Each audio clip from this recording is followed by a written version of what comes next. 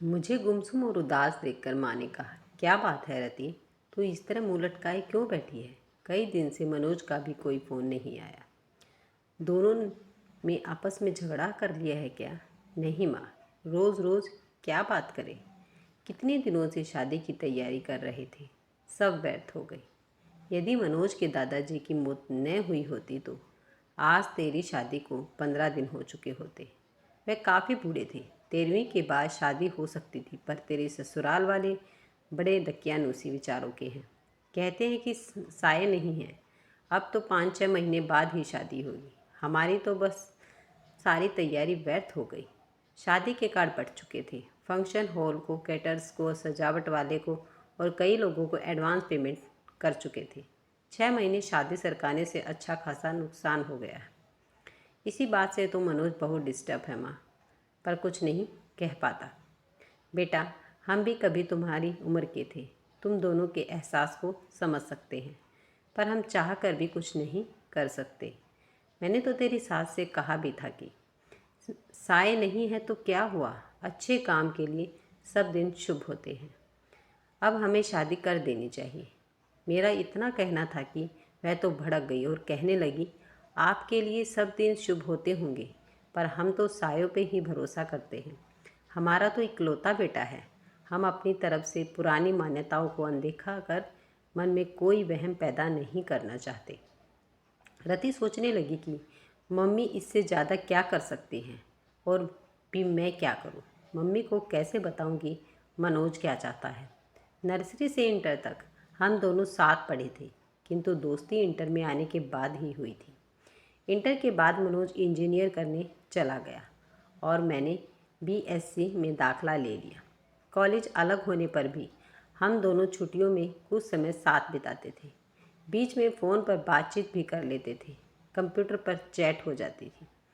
MSc में आते ही mummy papa ने शादी के लिए लड़का तलाशने की शुरुआत कर दी।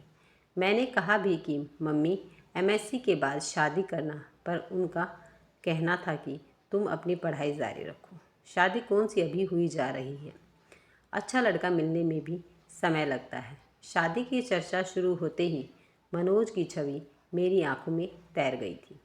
यूँ हम दोनों एक अच्छे मित्र थे, पर तब तक शादी करने के वादे हम दोनों ने एक दूसरे से नहीं किए थे। साथ मिलकर भविष्य के सपने भी नहीं देखे थे। पर मम्मी द्वारा शादी की चर्चा करने पर मनोज का ख्याल आना, क्या इसे प्यार समझे? क्या मनोज भी ऐसा ही चाहता है? कैसे जानूं उसके दिल की बात? मुलाकात में मनोज से मम्मी द्वारा शादी की पेशकश के बारे में बताया तो वह बोला, इतनी जल्दी शादी कर लोगी?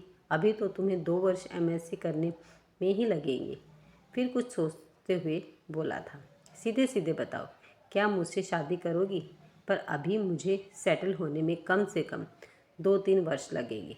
प्रसन्नता की एक लहर तन मन को छू गई थी।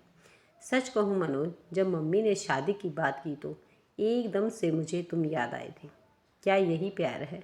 मैं समझता हूँ यही प्यार है। देखो, जो बात अब तक नहीं कह सका था, तुम्हारी शादी की बात उठते ही मेरे मुंह पर आ गई और मैंने तुम्हें प्रपोज कर डाला। अब जब हम दोनों एक दूसरे से चाहत का इजहार कर ही चुके हैं तो फिर इस विषय में गंभीरता से सोचना ही होगा। रति, तुम्हें अपने मम्मी पापा को इस शादी के लिए मनाना भी होगा। क्या तुम्हारे घर वाले मान जाएंगे? देखो, अभी तो मेरा इंजीनियर का अंतिम साल है। मेरी कैट की कोचिंग भी चल रही है, उसकी भी परीक्षा देनी है। वैसे हो सकता है इस साल किसी अच्छी कंपनी में प्लेसमेंट मिल जाए, क्योंकि कॉलेज में बहुत सी कंपनियां आती हैं और जॉब ऑफ़र भी करती हैं। अच्छा ऑफ़र मिला तो मैं स्वीकार कर लूँगा और जैसे ही शादी की चर्चा शुरू होगी मैं तुम्हारे बारे में बता दूँगा।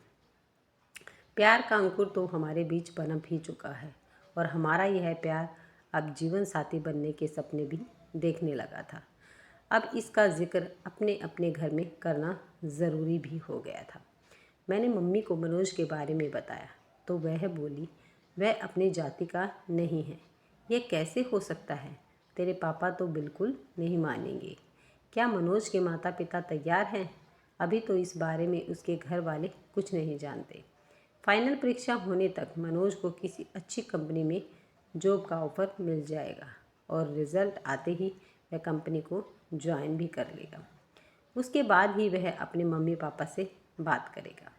क्या ज़रूरी है कि वह मान ही जाएंगे? मम्मी, मुझे पहले आपकी इजाज़त चाहिए। यह फैसला मैं अकेले कैसे ले सकती हूँ? तुम्हारे पापा से बात करनी होगी। उनसे बात करने के लिए मुझे हिम्मत जुटानी होगी। यदि पापा तैयार नहीं हुए तो तुम क्या करोगी? करना क्या है मम्मी? शादी होगी तो आपके आशीर्वाद से ही होगी, वरना नहीं होगी। इधर मेरा एमएससी फाइनल शुरू हुआ, उधर इंजीनियर। पूरी होते ही मनोज को एक बड़ी कंपनी में अच्छा स्टार्ट मिल गया था और यह भी करीब करीब तय था कि भविष्य में कभी भी कंपनी उसे यूएस भेज सकती है। मनोज के घर में भी शादी की चर्चा शुरू हो गई थी। मैंने मम्मी को जैसे तैसे मना लिया था और मम्मी ने पापा को, किंतु मनोज की मम्मी इस विवाह के लिए बिल्कुल तैयार नहीं थी। इस फैसले से मनोज के घर में तूफान उठ खड़ा हुआ था। उसके घर में पापा से ज़्यादा उसकी मम्मी की चलती है। ऐसा एक बार मनोज ने ही बताया था। मनोज ने भी अपने घर में ऐलान कर दिया था कि शादी करूँगा तो रत्ती से ही, वरना किसी से नहीं। आखिर मनोज के बहनोई ने भी अपनी तरह से मम्मी को समझाया। मम्मी, आपकी यह जिद मनोज को आपसे दूर कर देगी। आजकल बच्चों की मानसिक स्थिति का कुछ पता नहीं चलता कि वे कब क्या कर बैठे। आज के ही अखबार में समाचार है कि माता पिता की स्वीकृति न मिलने पर प्रेमी प्रेमिका ने आत्महत्या कर ली। वह दोनों बालिग हैं। मनोज अच्छा कमा रहा है। वह चाहता तो अदालत में भी शादी कर सकता था, पर उसने ऐसा नहीं किया और आपकी स्वीकृति का इंतज़ार कर रहा है। अब फैसला आपको ही करना है। मनोज के पिता ने कहा था, बेटा, मुझसे तो मनोज की इस शादी से कोई ऐतराज़ नहीं है। लड़की पढ़ी लिखी है, सुंदर है, अच्छे विचार की है और सबसे बड़ी बात, मनोज को पसंद है। बस हमारी जाति की नहीं है तो क्या हुआ, पर तुम्हारी मम्मी को कौन समझाए? जब सब तैयार है तो मैं ही उसकी दुश्मन हूँ क्या? मैं ही बुरी क्यों बनूँ? मैं भी तैयार हूँ। मम्मी का इरादा फिर बदले। इससे पहले ही मंगनी की रस्म पूरी कर दी गई। तय हुआ था कि मेरी एमएससी पूरी होते ही शादी हो जाएगी। मंगनी हुए 1 साल हो चुका था। शादी की तारीख भी तय हो चुकी थी। मनोज के बाबा की मौत न हुई होती तो हम दोनों अब तक हनीमून मनाकर कुल्लू मनाली शिमला से लौट चुके होते और 3 महीने के बाद मैं भी मनोज के साथ अमेरिका चली जाती। पर अब 6-7 महीने तक साए नहीं हैं, अतः शादी अब तभी होगी, ऐसा मनोज की मम्मी ने कहा है। पर मनोज शादी के टलने से खुश नहीं है, इसलिए अपने घर में उसे खुद ही बात करनी होगी। हाँ, यदि मेरे घर से कोई रुकावट होती तो मैं उसे दूर करने का प्रयास ज़रूर करती, पर मैं क्या करूँ? माना कि उसके भी कुछ जज्बात हैं। 4-5 वर्षों से हम दोस्तों की तरह मिलते रहते हैं, प्रेमियों की तरह साथ साथ भविष्य के सपने भी बनते रहे हैं, किंतु मनोज को कभी इस तरह कमज़ोर होते नहीं देखा।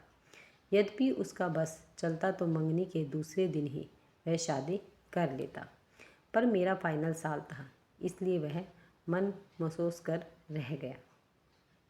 प्रतीक्षा की लंबी घड़ियाँ हम कभी मिलकर कभी फ़ोन पर बात की काटते रहे। हम दोनों बेताबी से शादी के दिन का इंतज़ार करते रहे। दूसरी सहन नहीं होती थी। साथ रहने व एक हो जाने की इच्छा बलवती होती जाती थी। जैसे जैसे समय बीत रहा था, सपनों के रंगीन समुंदर में गोते लगाते दिन मंजिल की तरफ बढ़ते जा रहे थे। शादी के 10 दिन पहले हमने मिलना भी बंद कर दिया था कि अब एक दूसरे को दुल्हा दुल्हन के रूप में ही देखेंगे। पर विवाह के 7 दिन पहले बाबा जी की मौत हमारे सपनों के महल को धराशायी कर गई थी। बाबा जी की मौत का समाचार मुझे मनोज ने ही दिया था और कहा था, बाबा जी को भी अभी ही जाना था। हमारे बीच फिर अंतहीन मरुस्थल का विस्तार है। लगता है अब अकेले ही अमेरिका जाना पड़ेगा। तुमसे मिलन तो मृग तृष्णा बन गया है। 13वीं के बाद हम दोनों गार्डन में मिले थे। वह बहुत भावुक हो रहा था। रति, तुमसे दूरी अब सहन नहीं होती। मन करता है तुम्हें लेकर अनजान जगह पर उड़ जाऊं।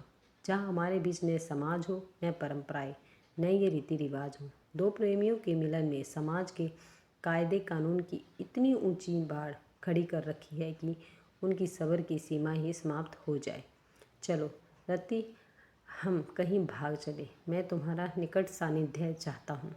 इतना बड़ा शहर है, चलो किसी होटल में कुछ घंटे साथ बिताते हैं। जो हाल मनोज का था वही मेरा भी था। एक मन कहता था कि अपनी खींची लक्ष्मण रेखा को अब मिटा दे, किंतु दूसरा मन संस्कारों की पिन चुभो देता कि बिना विवाह यह सब ठीक नहीं है। वैसे भी एक बार मनोज की इच्छा पूरी कर दी तो यह चाहकर फिर बार बार सिर उठाएगी। नहीं, यह ठीक नहीं है। क्या ठीक नहीं? रति, क्या तुमको मुझ पर विश्वास नहीं?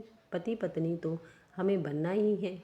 मेरा मन आज जिद पर आया है। मैं भटक सकता हूँ रति, मुझे संभाल लो। गार्डन के कांच चुटपुटे में उसने बाहों में भरकर बेतहाशा चूमना शुरू कर दिया।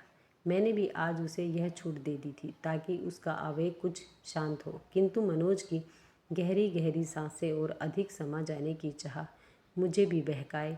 उससे पूर्व ही मैं उठ खड़ी हुई। अपने को संभालो मनोज, यह भी कोई जगह है बहकने की? मैं भी कोई पत्थर नहीं, इंसान हूँ। कुछ दिन अपने को और संभाल लो। इतने दिन से अपने को संभाल ही तो रहा हूँ। जो तुम चाह रहे हो वह हमारी समस्या का समाधान तो नहीं है। स्थायी समाधान के लिए अब हाथ पैर मारने होंगे। चलो, बहुत ज़ोर से भूख लगी है, एक गर्मा गर्म कॉफ़ी के साथ कुछ खिला दो, फिर इस बारे में कुछ मिलकर सोचते हैं।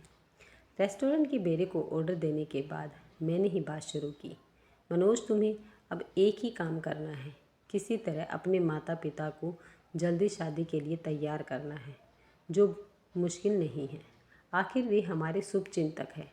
तुमने उनसे एक बार भी कहा है कि शादी इतने दिन के लिए न टालकर अभी कर दे? नहीं, यह तो नहीं कहा। तो अब कह दो। कुछ पुराना छोड़ने और नए को अपनाने में हर एक को कुछ हिचक होती है। अपनी इंटरकास्ट मैरिज के लिए आखिर वह तैयार हो गए ना? तुम देखना, बिना सायों के शादी करने को भी वह ज़रूर मान जाएंगे।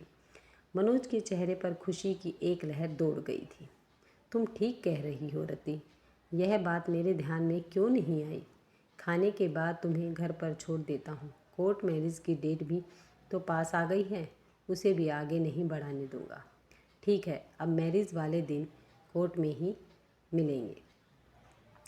मेरे आज के व्यवहार से डर गई क्या?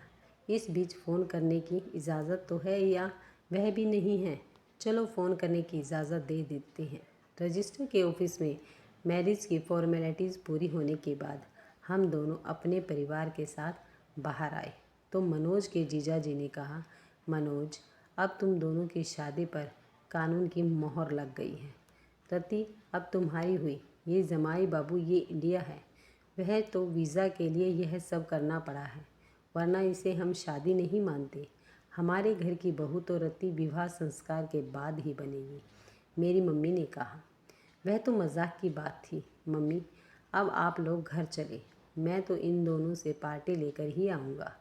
होटल में खाने का ऑर्डर देने के बाद मनोज ने अपने जीजा जी से पूछा, जीजा जी, मम्मी तक हमारी फरियाद अभी पहुंची है या नहीं? साले साहब, क्यों चिंता करते हो? तुम दोनों है ना तुम्हारे साथ? अमेरिका आप दोनों साथ ही जाओगे। मैंने अभी बात नहीं की है, मैं आपकी इस कोर्ट मैरिज हो जाने का इंतज़ार कर रहा था। आगे मम्मी को मनाने की जिम्मेदारी आपकी बहन ने ले ली है।